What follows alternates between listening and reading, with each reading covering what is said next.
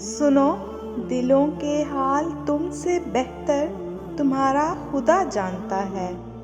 انتظار کرو، دیکھو یوں زندگی سے مایوس نہیں ہوا کرتے، اللہ ضائع نہیں کرے گا تمہاری دعا اور تمہارا صبر۔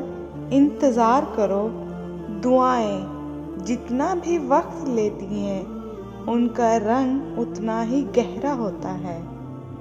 طویل سجدے آزمائشوں کا دورانیہ مختصر سا کر دیتے ہیں۔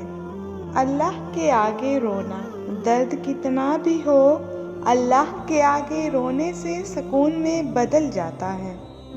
جب بھی تمہارا دل کسی کو گلے لگ کے رونے کو چاہے تو قرآن پاک کو گلے لگا لینا۔ نماز بوجھ نہیں بلکہ تمہارے بوجھ کو ہلکا کرنے کا ایک بہترین ذریعہ ہے۔ سب تعریفیں اللہ کے لیے ہیں جو سب جہانوں کا پالنے والا ہے۔ تو اپنے پروردگار کی تعریف کے ساتھ تسبیح کرو اور اس سے مغفرت مانگو، بے شک وہ معاف کرنے والا ہے۔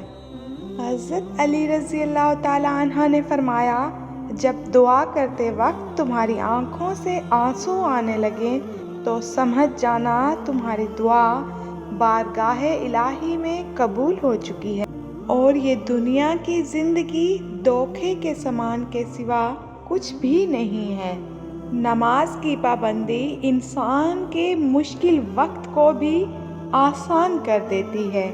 قرآن پاک پتھر دلوں کو موم کرتا ہے، ٹوٹے دلوں کو جوڑتا ہے اور بیمار دل کی شفا ہے۔